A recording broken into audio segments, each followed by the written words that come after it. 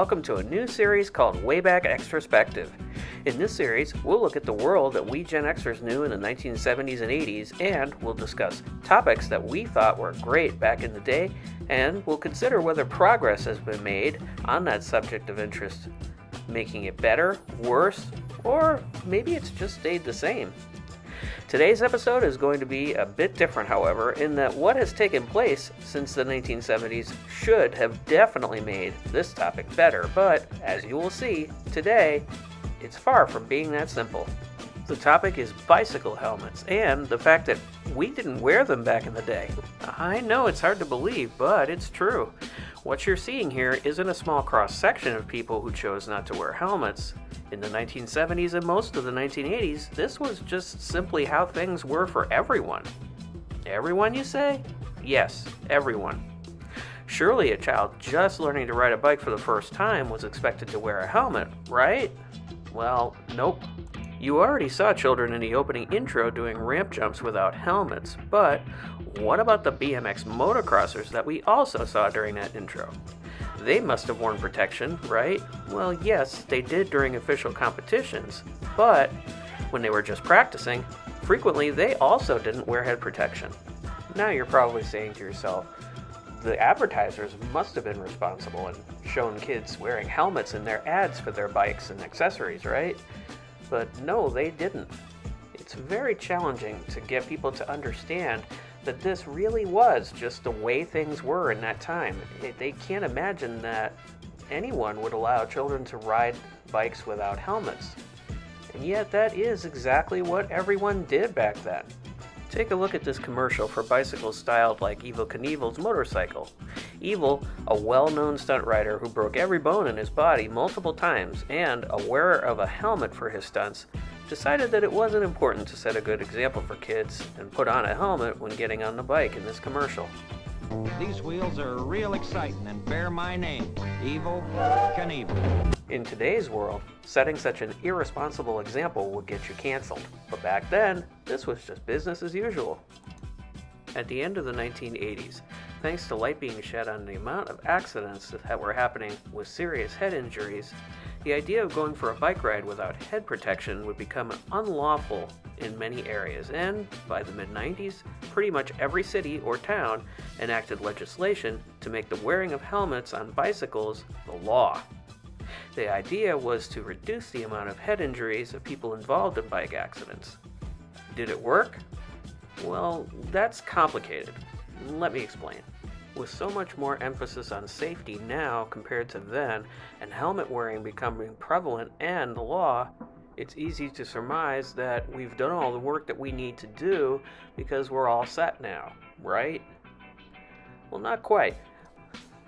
Here's a pop quiz for you. Pop quiz, hotshot. What percentage of people currently wear helmets while riding bicycles?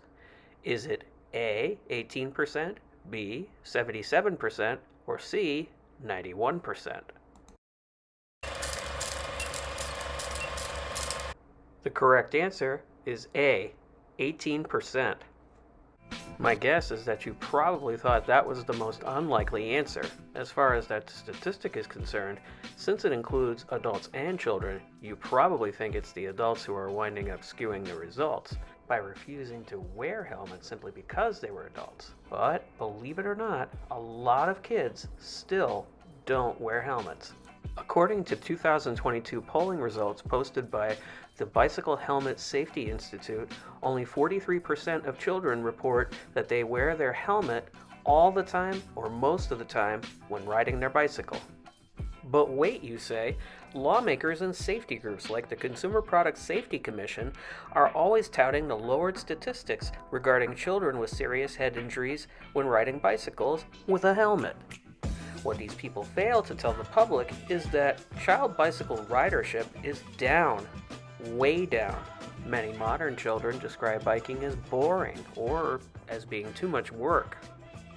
In many cases, it's seen as a chore due to the amount of work involved with suiting up in protective gear and having to ride along with mom or dad, something that didn't used to happen in our days when we used to ride. Another important fact is that in spite of there being less children riding bikes today, Accidents among children involving significant or serious injuries are sharply on the rise. This is in spite of dedicated bicycle lanes and other traffic measures designed to keep all riders safer. So then, we have less children riding, but more accidents. So what then is the answer for reducing down the number of serious bike and vehicle crashes? Well, not much is being done in the traditional way of doing things. For example, there are far less outreach programs seeking to help children understand the dangers of riding, such as the videos you're seeing right here, taken from a 1970s bike safety information film. Similarly, targeted programs to help educate drivers on the importance of sharing the roads safely with bicycles are all but non-existent as well. But the most important topic of conversation here are the helmets themselves. Today, there are a plethora of helmet styles using a wide variation on similar materials with widely varying price tags as well. Starting in the 90s, helmets were tested by the Consumer Product Safety Commission. Helmets tested this way carry a designation by way of a sticker or tag. Higher ratings equal better performance in an accident. It seemed we were finally headed in the right direction with helmets that could do their job. And then, an interesting thing happened. In an effort to prevent concussions in their football players, a few years ago, Virginia Tech started a program of extensive tests on football helmets. And their processes changed the industry and created a new standard of excellence in the rating of football helmet safety. Football helmet manufacturers scrambled to find new materials and ways to make their helmets safer and garner the highest rating by Virginia Tech. The next logical step for the Virginia Tech testing lab was to take on bike helmets, and that's exactly what they did. They aimed to do more extensive tests than the Consumer Product Safety Commission to ensure that the helmets were indeed safe and would appropriately prevent serious head injury in a number of different scenarios. One test, for example, more closely approximates the helmet impacting with the roof rail or the B-pillar of a car, a phenomenon that happens all too frequently in bike and automobile collisions. For each helmet model, we use 5 different samples of the same helmet model, and our locations are spread far enough apart that we don't get any deformation that plays a role in a different location impact. And so we use 6 locations and 2 energy levels. And we do 2 trials per test condition, so that's what requires us to use 4 helmets. And we usually ask for a 5th just because oftentimes we need to retest a particular location for some reason. 2 energy levels, 2 trials, so that's a total of 24 tests minimum, probably in the area of 5 to 6 hours. And so it really measures, those rapid head movements, both linearly, peak linear acceleration, and the rotational acceleration or velocity. As your brain tries to maintain its position inside the skull, those rapid head movements are putting pressure, strain on the brain tissue. The helmets that better reduce those peak numbers reduce concussion risk. So you don't want these rapid head movements. The Virginia Tech tests have also helped to dispel the myth that you have to spend a lot of money to get a well-rated helmet. Many helmets that they've tested in the lower price ranges perform as well or better than some of the more expensive models. That's good news for those operating on a budget. So we're good now, right? Just get a helmet that's been rated well by Virginia Tech's helmet testing, and we're all set. Well, nope, there's still more to discuss. Consumer Product Safety Commission and Virginia Tech are not the only ones who are testing helmets. Without looking at the prices, would you be able to tell which one of these is the genuine article and which one is the counterfeit? These are 2 bike helmets. The helmets are very similar. They look nearly identical from the outside. Clint Matacola should know. He's the head of helmet research and development for Specialized Bicycle Components. He says looks can be deceiving. One's an authentic Specialized helmet and the other is a counterfeit. Yes, one is a counterfeit. What's the big deal? Matacola performed an impact test required by law for all bicycle helmet certifications, showing what happens when the helmet hits a solid surface head-on in a crash. The authentic helmet passes. It suffers a couple cracks, but the energy of the impact is absorbed by the helmet as it's supposed to. As for the counterfeit, See with the counterfeit helmet how it cleaves apart and has a catastrophic failure.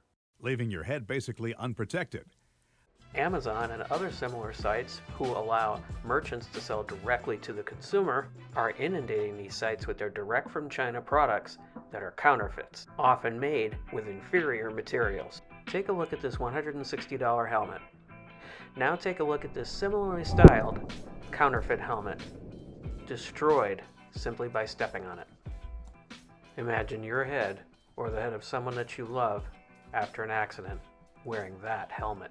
Consumer Reports also tests helmets on a regular basis, and these two helmets failed the impact test. The two manufacturers took the products off the market so that they could formulate fixes.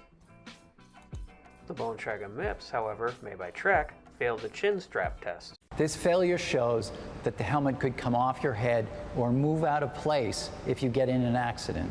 When contacted by Consumer Reports, Trek said that as a company it stands by the safety of the Ballista MIPS helmet and is not planning any corrective action. Now, before we begin talking about what the solutions to all of this may be, I want to state for the record that although the 1970s and 80s were a great time filled with amazing experiences, if there were one way to change things, if we could go back, I would say that not wearing helmets on a bike would be something that would need to change. I mean, I, like everyone else in my generation, didn't ride with a helmet, and I got through it. I survived. But imagine how many more of us would be here to talk about that time if they had worn their helmets. So then what can we do in today's world to make safe riding with a helmet our number one priority when riding a bicycle? The number one thing that we can do is to not overly rely on social media reviews of a product simply because someone, maybe an influencer, says that it's the thing to buy. The fact that some random mom on Facebook likes a helmet because of the price or because it has good airflow or it's comfortable is not enough. And that leads me to number two. Get a bike helmet that has been reviewed and tested by Virginia Tech. As you saw in this video, Virginia Tech not only tests the helmet's ability to survive an impact, but how that impact affects the wearer of the helmet. Number three, as a parent, make sure that you know how the helmet will need to be worn so that you can teach your child how to put it on properly and secure it properly. Learning how to make sure that the bike helmet fits is something that you should do in person at a bike shop or your local police department. They can help you to ensure the proper fit for the helmet that you've chosen for your child. A properly fitting helmet can eliminate a lot of unnecessary injuries. Number four, find out what your community is doing about bike safety. Many times you'll find that they have special events where they also give out bike helmets and demonstrations regarding bicycle safety. If you don't feel enough is being done about bicycle safety in your community, talk to your local representatives. You'll be doing everyone in your community a big favor.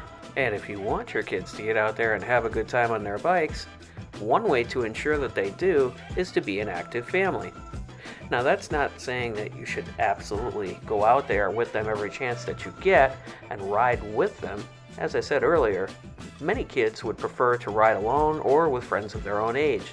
But an active family has more of a chance of producing kids who are active as well. So don't be afraid to put down your cell phone and get out there and get active.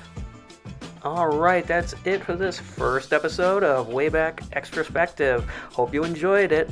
Don't forget to subscribe and hit the bell to make sure that you're notified when more of my videos are coming your way. Bye for now.